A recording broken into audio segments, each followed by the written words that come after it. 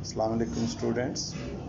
आज हम second year की फ़िज़िक्स का सेकंड लास्ट जो चैप्टर है उसका लास्ट टॉपिक लेज़र, बहुत इम्पॉर्टेंट टॉपिक है पेपर के पॉइंट ऑफ व्यू से।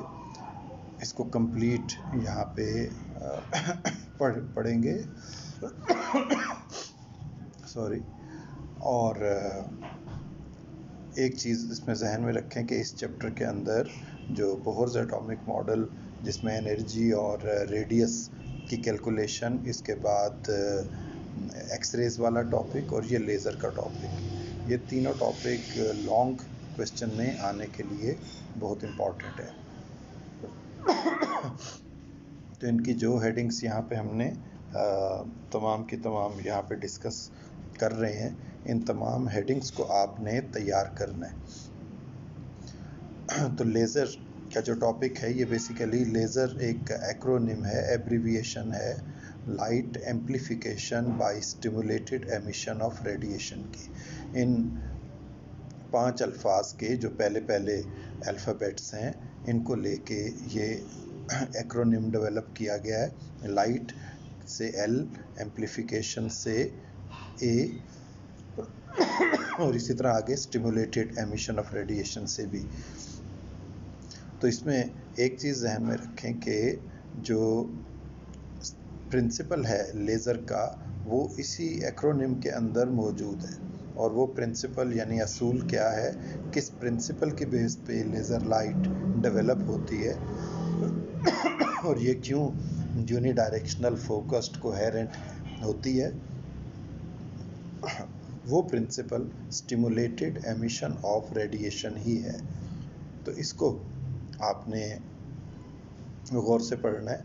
अगर हम लेज़र एक ख़ास और रेंज में डेवलप करें जिसको हम कहते हैं कि इसकी जो रेडियो वेव्स हैं या माइक्रोवेव्स जिनकी वेवलेंथ जो है वो ज़्यादा होती है, सॉरी गला ख़राब होने की वजह से आपको प्रॉब्लम ये वाली लेक्चर में रहेगी। तो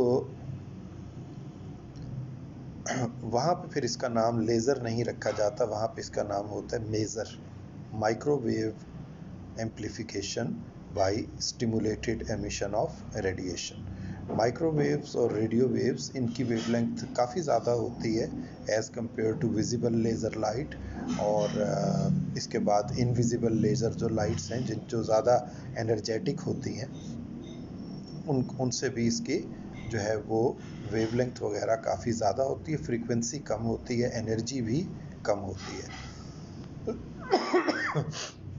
तो जब आप ये टॉपिक शुरू में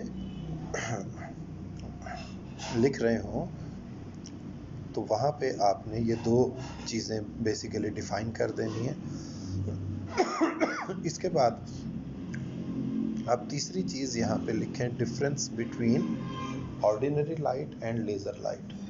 तो लेज़र लाइट और ऑर्डिनरी लाइट में क्या फ़र्क है, उस फ़र्क को आप देखें तो वो बेसिकली 4 चीज़ें। जैसे लेज़र लाइट जो है वो यूनिडायरेक्शनल होती है, एक ही डायरेक्शन में चलती है, जबकि उसके मुकाबले में जो ऑर्डिनरी लाइट है वो चारों तरफ फैलती है। तो ये पॉइंट वाइज आप इसको लिख दें। पहला पॉइंट यूनिडायरेक्शनल का हमने लिख दिया। इसी तरह सेकंड पॉइंट आप इसके लिए लिख सकते हैं कि ये कोहेरेंट होती है। कोहेरेंट का मतलब होता है कि इसका क्रेस्ट, एक फोटोन की जो वेव्स हैं उनका क्रेस्ट दूसरे फोटोन के क्रेस्ट और ट्रफ के साथ मैच करता है।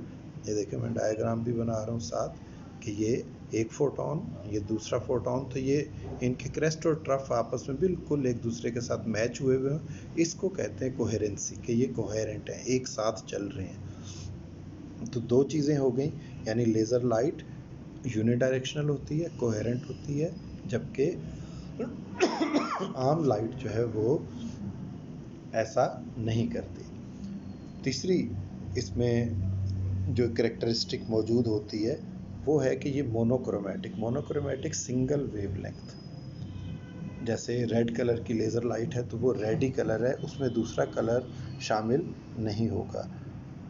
ऑरेंज कलर की लेज़र लाइट है तो वो एक ही कलर होगा। ब्लू कलर की लेज़र लाइट है तो वो एक ही कलर होगा। Single colour, single wavelength, single frequency holder को मोनोक्रोमैटिक कहते हैं। चौथी कैरेक्टरिस्टिक इसमें ये कि ये शार्पली फोकस्ड होती है। लेज़र लाइट जो है वो शार्पली फोकस्ड होती है। और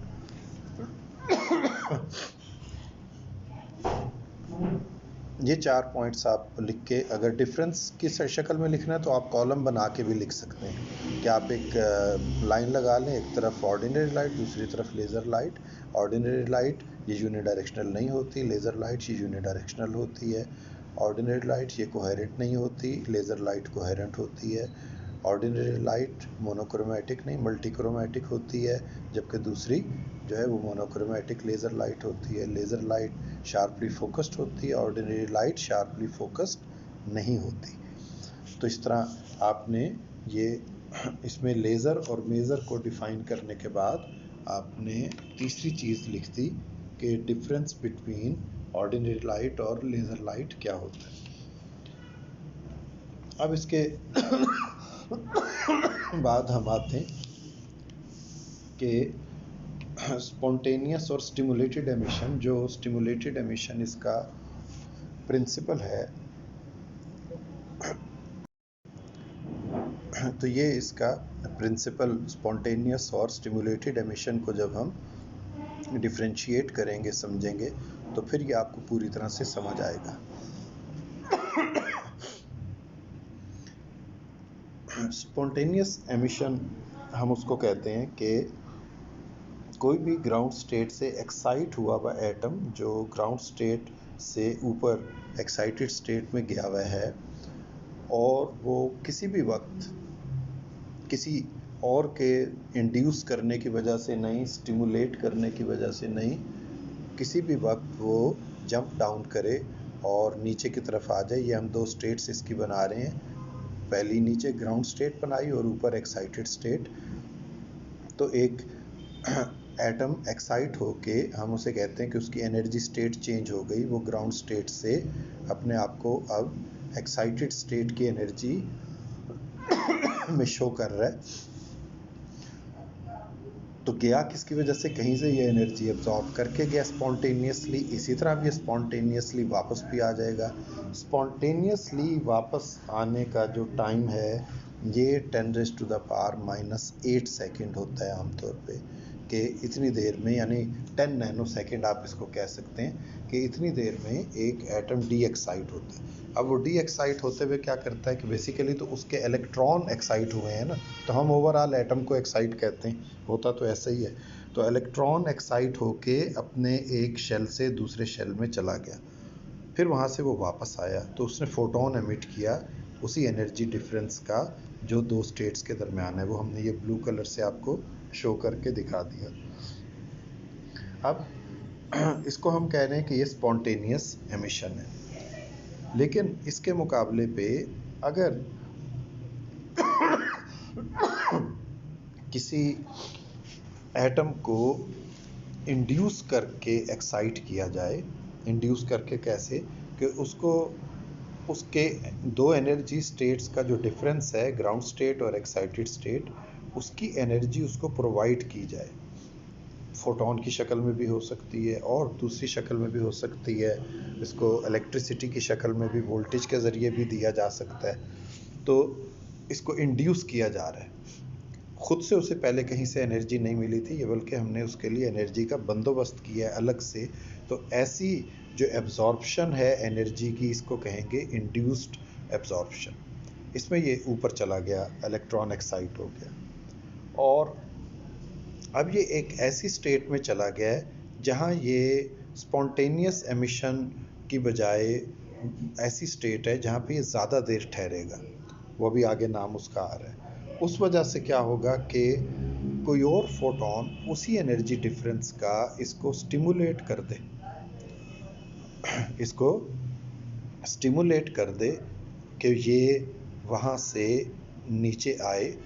तो ये उसकी वजह से, उसके कहने पे, इसको कहते हैं नॉक डाउन कर रहा है वो इसको, उसके कहने पे ये उसके साथ नीचे आ जाए तो दोनों फोटोन अब इकट्ठे होकर, देखें मैंने 1 और 2 भी लिखा है, चलेंगे तो ये कोहेरेंट हो गए और लेज़र लाइट बनना शुरू हो गई। इसकी एग्जांपल बिल्कुल ऐसे ही है जैसे स्टिमुलेटेड एमिशन की, कि जैसे आपका अपने दोस्त के साथ कोई प्रोग्राम है कहीं जाने का, घूमने फिरने का, तो वो या सॉरी आप इस तरह कर लें कि आपका कोई प्रोग्राम नहीं, आप घर पे बैठे हुए, आपका एक दोस्त आया, नॉक किया उसने और उसने कहा कि चलें फलां जगह फैसल मस्जिद घूमने फिरने चलते हैं। तो आप उसके साथ उसके कहने पे इंड्यूस हो गए कि चलो अपना दोस्त है, घूमे फिरेंगे, मज़ा आएगा। अब इससे दूसरी मिसाल से आपको समझ आ जाएगी कि बाहर नॉक हुआ कोई और अननोन बंदा जिसकी उम्र भी आपसे ज़्यादा है, शायद आपके वालिद साहब के हम बराबर ले लेते हैं, उसने नॉक किया और वो कह रहा है कि आए घूमने फिरने चलते हैं, आप कभी भी नहीं जाएंगे उसके साथ। इट मीन्स कि कोई और फोटोन जिसकी एनर्जी डिफरेंट है, वो अगर गुजरेगा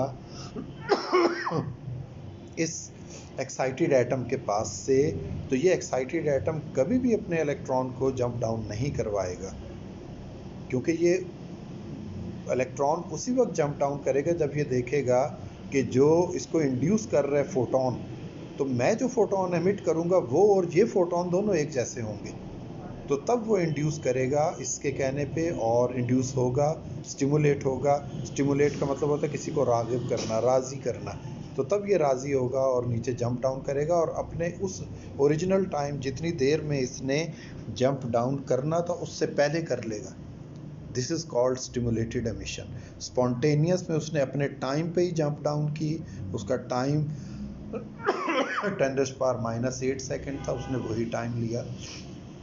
स्टिमुलेटेड में ऐसा नहीं होता। स्टिमुलेटेड एमिशन के अंदर ये अपनी जगह पे ठहरा हुआ है, उसने काफ़ी देर वहाँ पे ठहरना है, वो रुका हुआ है, लेकिन कोई फोटोन उसी की एनर्जी का आया और उसने इसको स्टिमुलेट किया कि तुम नीचे जंप डाउन करो, तो एक फोटोन और ऐसा मिलेगा जैसा मैं हूँ, तो हम दोनों इकट्ठे हो जाएंगे, कोहेरेंट हो जाएंगे।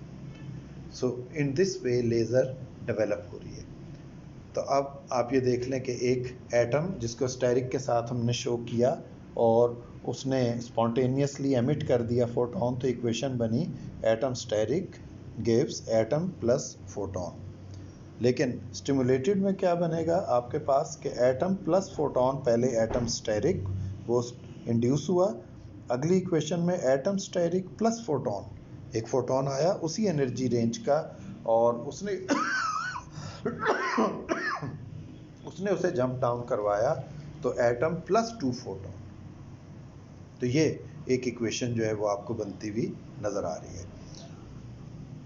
अब आ जाएं, इसके अगली हेडिंग आपने देनी है लेज़र एक्शन की। इसकी मैं डायग्राम साथ साथ बना रहा हूँ। देखें एक ट्यूब सी बनाई है हमने, इस ट्यूब के लेफ्ट कॉर्नर पे जो मिरर लगा है, ये इसको कहते हैं, ये टोटली रिफ्लेक्टिंग मिरर है जिसमें लाइट हर साल में वापस आएगी। जबकि राइट साइड पे जो मिरर है पार्शियली रिफ्लेक्टिंग मिरर है कि एक ख़ास रेंज से इंटेंसिटी अगर लाइट की बढ़ जाएगी तो फिर वो क्या होगा कि इजाज़त दे देगा पार्शियली रिफ्लेक्टेड मिरर उस लाइट को बाहर जाने के लिए। अब इसमें कैसे काम होगा, इसके ऊपर आमतौर पे 2 इलेक्ट्रोड्स लगे होते हैं जिनसे वोल्टेज का पॉजिटिव और नेगेटिव कनेक्शन जो है वो लगाया जाता है, और इसको जो है वो क्या किया जाता है कि वोल्टेज दे के अंदर इंड्यूस किया जाता है एटम्स को कि वो एक्साइट हों। वो एक्साइट हो जाते हैं। एक्साइट होने के बाद जब वो डी एक्साइट हो रहे होते हैं, किससे, किसी फोटोन की हेल्प से उनको वो डी एक्साइट करवाते हैं, तो वो एक फोटोन 2 प्रोड्यूस करता है, 2 फर्दर 2 एटम्स को इंड्यूस करते हैं, स्टिमुलेट करते हैं, तो वो 4 हो जाते हैं, 4 फर्दर 4 एक्साइटेड एटम्स को स्टिमुलेट करते हैं, वो 8 हो जाते हैं। तो ये इसका एक जो चेन रिएक्शन स्टार्ट होता है, ये थोड़ी देर में इतना बढ़ जाता है। ये 2 इलेक्ट्रोड्स मैंने बना दिए जो पॉजिटिव और नेगेटिव टर्मिनल्स हैं, यहाँ पे वोल्टेज प्रोवाइड की जाएगी। तो थोड़ी देर में वो इतनी इंटेंस लाइट डेवलप हो जाती है कि पार्शियली रिफ्लेक्टिंग मिरर से बाहर आ जाती है। तो अगर आप आम लेज़र लाइट की डिवाइस भी लें, तो जैसे ही आप बटन दबाते हैं सब कुछ हो जाता है। जब आपने बटन प्रेस किया तो सेल्स कनेक्ट हुए, उन्होंने पंप एक्शन शुरू किया, उन्होंने प्रोवाइड की एनर्जी अंदर, उसके बाद इंड्यूस होना शुरू हुए एटम्स, एक्साइट होना, और फिर स्टिमुलेट होके उन्होंने फोटॉन्स एमिट करना शुरू किए। लेकिन जैसे ही आप बटन दबाते हैं फ़ौरन लाइट आपको बाहर नज़र आ जाती, क्योंकि ये काम 1 मिली सेकेंड के अंदर अंदर हो रहा होता है।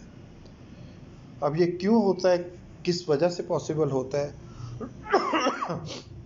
लेज़र एक्शन की हेडिंग के बाद हम जो पहली, अब ये नेक्स्ट हेडिंग हम लिख रहे हैं मेटास्टेबल स्टेट, ये एक मेन रीज़न है कि जो भी एक्टिव मीडियम लेज़र बनाएगा उसके अंदर मेटास्टेबल स्टेट का होना ज़रूरी है। मेटास्टेबल स्टेट क्या है? मेटास्टेबल एक ऐसी स्टेट है किसी भी एक्टिव मीडियम के अंदर। एक्टिव मीडियम हम किसे कह रहे हैं? जिन चीज़ों का लेज़र बन सकता है। लेज़र लिक्विड में भी बनता है, सॉलिड में भी बनता है, गैसेस में भी बनता है। लिक्विड्स में मेथनॉल का लेज़र बन सकता है, सॉलिड्स में रूबी पत्थर जो प्रीशियस स्टोन है उसका लेज़र बनता है, और गैसेस में CO2 का लेज़र बनता है, हीलियम नियॉन का आपके सिलेबस में है वो लेज़र बनते हैं। तो उसमें होता क्या है कि जिस में मेटास्टेबल स्टेट एटम्स के अंदर मौजूद होती है, मेटास्टेबल, मेटा मीन ज़्यादा, जहाँ ज़्यादा देर वो रुक सके। अब वो टाइम हमने सामने लिख दिया। आम एक्साइटेड स्टेट का टाइम होता है 10⁻⁻8 सेकेंड, और मेटास्टेबल स्टेट पे रुकने का टाइम होता है 10⁻³ सेकेंड, और कुछ में ये 10⁻² सेकेंड भी होता है। तो अब इन दोनों टाइम में आप देखें तो काफ़ी ज़्यादा फ़र्क है। कितना फ़र्क है? ये तकरीबन 1 लाख टाइम्स, 10⁵ टाइम्स का फ़र्क है। ये बिल्कुल ऐसे ही है जैसे आप कहें कि एक मिसाल समझने के लिए सिर्फ दे रहा हूँ, एक बच्चा पैदा हुआ लेकिन अल्लाह ताला ने उसकी ज़िंदगी कम रखी हुई थी, वो 1 महीने बाद खुदा न खास्ता फोत हो गया। तो दूसरे बच्चे को मेटास्टेबल स्टेट मिल गई 1 लाख टाइम्स, तो उसको 1 लाख दिन मिल गए। इट मीन्स तो 1 महीना उम्र और 1 लाख महीने उम्र में ज़मीन आसमान का फ़र्क है। ये यहाँ पे ऐसा ही हो रहा है। आप ये देखें कि पहले ग्राउंड स्टेट में है ज़्यादातर एटम्स, पंप एक्शन हुआ, इसको एनर्जी प्रोवाइड की गई, तो एटम्स जंप करके ज़्यादातर ऊपर चले गए एक्साइटेड स्टेट में। अब एक्साइटेड स्टेट में चूँकि टाइम ज़्यादा है रुकने के लिए, तो वहाँ पे अब तादाद ज़्यादा है, और नीचे ग्राउंड स्टेट पे एटम्स की तादाद कम है। इसको कहते हैं इन्वर्टेड पॉपुलेशन या पॉपुलेशन इन्वर्जन। तो पॉपुलेशन उलट गई, ज़्यादा आबादी एटम्स की ऊपर चली गई और कम आबादी नीचे रह गई। तो ये हेडिंग अलग से आपने देनी है पॉपुलेशन इन्वर्जन की, और ये भी लिखना है इसी के अंदर मेटास्टेबल स्टेट के साथ ही। तो ये मेटास्टेबल स्टेट और आम एक्साइटेड स्टेट का फ़र्क आपको इसमें समझ आ गया। अब देखें नेक्स्ट हेडिंग में लेज़र पंपिंग क्या चीज़ है। लेज़र पंपिंग कहते हैं एक्टिव मीडियम को, जिसने लेज़र बनानी उसको एनर्जी प्रोवाइड करना। बहुत सिंपल सा, उसको एनर्जी कैसे प्रोवाइड करनी है आपने? आप उसको एनर्जी इलेक्ट्रोड्स लगा के बिजली के ज़रिए प्रोवाइड कर रहे हैं, आप उसको एनर्जी किसी और मीडियम के ज़रिए प्रोवाइड कर रहे हैं, हीट के ज़रिए प्रोवाइड कर रहे हैं, किसी केमिकल एनर्जी के ज़रिए प्रोवाइड कर रहे हैं। तो कोई भी ऐसा प्रोसेस जिसके ज़रिए आपने एक्साइट करना है एक्टिव मीडियम के एटम्स को कि वो ग्राउंड स्टेट से जंप करके एक्साइटेड स्टेट में चले जाएं और फर्दर मेटास्टेबल स्टेट पे रुकें वापसी पे, तो इसको हम कहते हैं लेज़र पंपिंग या पंपिंग एक्शन। तो इसमें अगर आप अपनी बुक में देखें तो यही टाइम वगैरह दोबारा लिखे हुए हैं। E0 सबसे निचली स्टेट को हम ग्राउंड स्टेट कह रहे हैं, जहाँ पे इनिशियली बिफोर पंपिंग ज़्यादातर एटम्स यहाँ पे मौजूद हैं। ऊपर E1 E2 E3 ये फर्दर आगे की एक्साइटेड स्टेट्स हैं। इनमें से हम सपोज करते हैं कि E2 जो है ये मेटास्टेबल स्टेट है। तो जब E0 से पंप एक्शन के ज़रिए, लेज़र पंपिंग के ज़रिए एनर्जी मिली, तो ज़्यादातर एटम्स एक्साइट होके वो ग्राउंड स्टेट से ऊपर जाना शुरू हो गए। तो वो अब ऊपर की तरफ जो है वो मूव कर रहे हैं मुख्तलिफ एक्साइटेड स्टेट्स में। जिसको जितनी एनर्जी मिलेगी वो वहाँ तक जा सकेगा। मसलन कोई E1 तक पहुँचे कुछ E2 तक पहुँचे और कुछ E3 तक पहुँचे। E2 को हमने मेटास्टेबल स्टेट यहाँ पे कंसिडर किया हुआ है, तो इट मीन्स के जो E2 तक पहुँचे ये यहाँ ज़्यादा देर रुकेंगे, इतनी देर रुकेंगे कि जो E3 तक गए हैं, चूँकि वो मेटास्टेबल स्टेट नहीं है, वहाँ 10⁻⁸ सेकेंड बहुत कम टाइम के लिए रुकना है उन्होंने, तो वो भी वापसी पे अगर E2 पे रुकते हैं जंप डाउन करते हुए, तो फिर E2 पे आबादी पॉपुलेशन ज़्यादा हो जाएगी एज़ कम्पेयर टू E0, और पॉपुलेशन इन्वर्ट कर जाएगी, पॉपुलेशन इन्वर्जन हो जाएगी। तो ये अभी ट्रांजिशन लाइंस हम ड्रॉ कर रहे हैं कि नीचे से ऊपर की तरफ जा रहे हैं, और फिर हम ट्रांजिशन लाइंस ड्रॉ करेंगे कि वो वापस आ रहे हैं नीचे की तरफ तीसरे हिस्से में इस डायग्राम के। तो ये आप देखें कि कुछ इसमें एटम्स अब वापस आना शुरू हो रहे हैं, मेटास्टेबल स्टेट पे वो रुकेंगे। तो इस डायग्राम को आप गौर से समझें। तो ये मेटास्टेबल स्टेट पे ज़्यादातर एटम्स कलेक्ट होना शुरू हो गए, और इसकी निस्बत ग्राउंड स्टेट के ऊपर जो एटम्स हैं उनकी तादाद कम हो गई है, पॉपुलेशन इन्वर्ट हो चुकी है, और ये मेन अचीवमेंट होती है लेज़र डेवलप करने के लिए। बस इसके बाद जब भी आप जंप डाउन करेंगे ग्राउंड स्टेट तक या नेक्स्ट एनर्जी स्टेट तक, तो ये फोटॉन्स जो एमिट करेंगे वो लेज़र वाले फोटॉन्स होंगे, वो सब कोहेरेंट होंगे, सेम एनर्जी के होंगे, इकट्ठे हुए होंगे, फोकस्ड होंगे, यूनिडायरेक्शनल होंगे, और आपको लेज़र बन के बाहर निकल के सामने नज़र आएगी। तो ये हेडिंग भी यहाँ पे मुकम्मल हो गई लेज़र पंपिंग वाली। अब हम नेक्स्ट हेडिंग की तरफ चलते हैं, और वो है, अलग से भी क्वेश्चन आ जाता है बोर्ड के पेपर में, अलग से आया हुआ है ये हीलियम नियॉन लेज़र के ऊपर। कई बार ये होता है कि पेपर में क्वेश्चन ऐसा आता है कि आपसे चंद चीज़ें पूछी जाती हैं, what is laser, please explain stimulated emission of radiation, और उसके साथ साथ मेटास्टेबल स्टेट, पॉपुलेशन इन्वर्जन, ठीक है, लेज़र एक्शन, ये पूछ लिया जाता है, आगे की चीज़ें नहीं पूछते। और कभी कभार ऐसा होता है कि शॉर्ट क्वेश्चन में हीलियम नियॉन लेज़र अकेला आ गया कि हीलियम नियॉन लेज़र क्या है और उसके बारे में लिखें। तो बेसिक चीज़, हीलियम नियॉन लेज़र जो है, इसमें ट्यूब के अंदर लो प्रेशर के ऊपर दो गैसेस फिल की जाती हैं, हीलियम और नियॉन। हीलियम 85% होती है इसमें वॉल्यूम के हिसाब से, और 15% नियॉन गैस होती है। इन दोनों की कम्बिनेशन क्यों बनाई गई? वो इस वजह से कि इसमें हीलियम जो है ये पंप एक्शन का काम करेगी इसके साथ, लेज़र पंपिंग का। नियॉन जो है ये लेज़र लाइट डेवलप करेगी। नियॉन और हीलियम की जो दो स्टेट्स हैं मेटास्टेबल स्टेट, वो तकरीबन आइडेंटिकल है।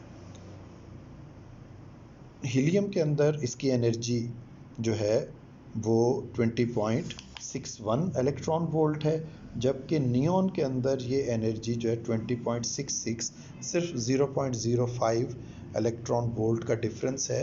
ये काइनेटिक एनर्जी से भी पूरी हो जाती है कि कहीं से कोलिजन में इतनी काइनेटिक एनर्जी मिली तो ये एनर्जी पूरी हो जाती है। तो इसलिए ये तकरीबन आइडेंटिकल मेटास्टेबल स्टेट्स रखते हैं। तो वो हीलियम उसको फिर सपोर्ट करता है नियॉन को। तो पंपिंग के अंदर, लेज़र पंपिंग में, नियॉन के एटम्स एक्साइट होके जब अपनी मेटास्टेबल स्टेट पे पहुंच जाते हैं, इसमें हम बना रहे हैं कि हीलियम की E0 और जो उसकी अपनी मेटास्टेबल स्टेट है वो बनाएंगे, उसका डिफरेंस आपने शो करना है 20.61 इलेक्ट्रॉन वोल्ट, जबकि नियॉन में E0 के बाद E1 और फिर E2, और E2 का लेवल देखें थोड़ा सा हीलियम वाली जो E2 है उससे ऊपर रखा गया, तो थोड़ा सा जो फ़र्क है ये वही है 0.05 इलेक्ट्रॉन वोल्ट का।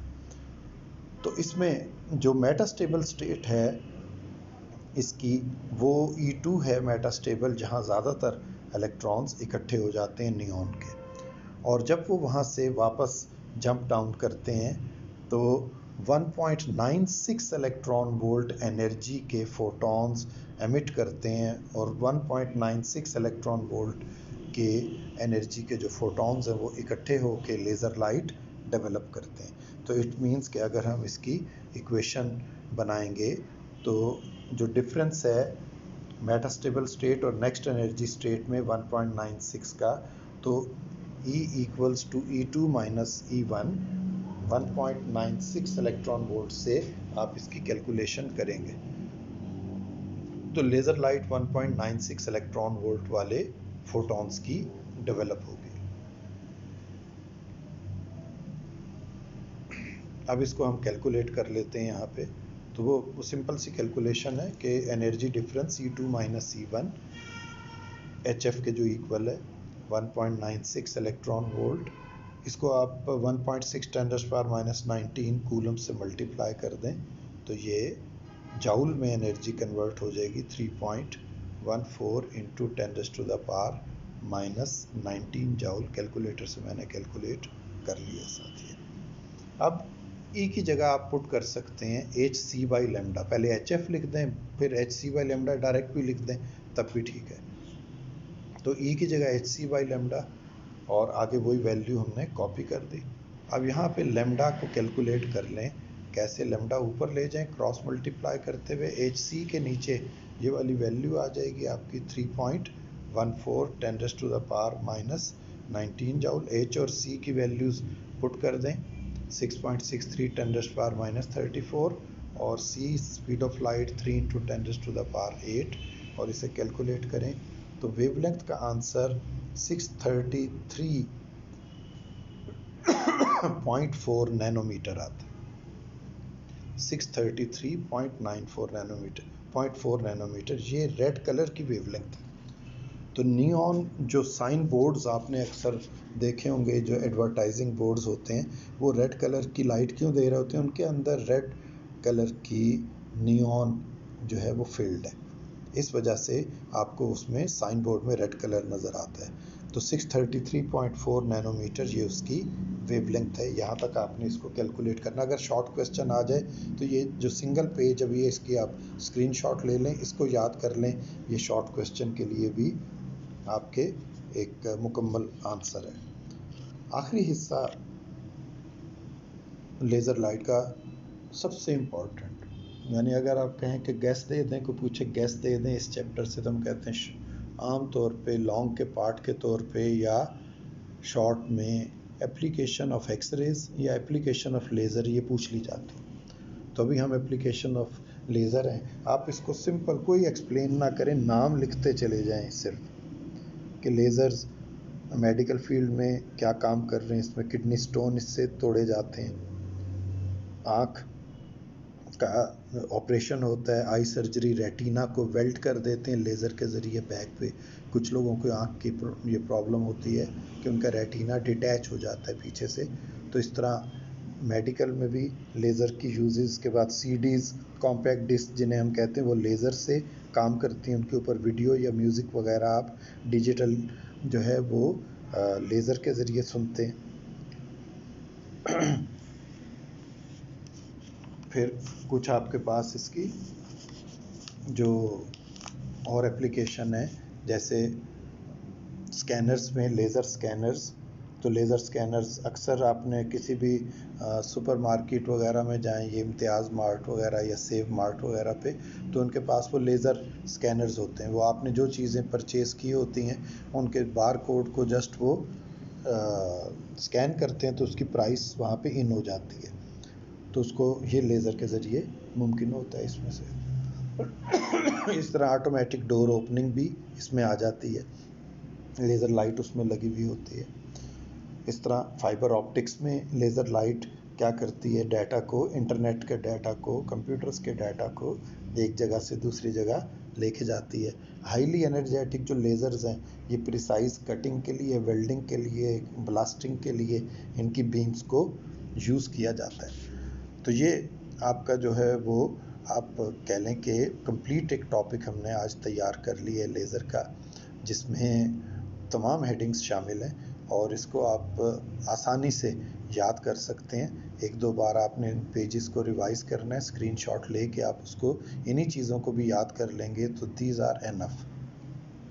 और अगर आप इसको और ज़्यादा बेहतर करना चाहते हैं तो फिर आप इसके लिए आप ये कर लें कि बुक से जो मटेरियल है उसमें से कुछ चीज़ें और इसमें शामिल कर लें। Thank you very much. Allah हाफिज़।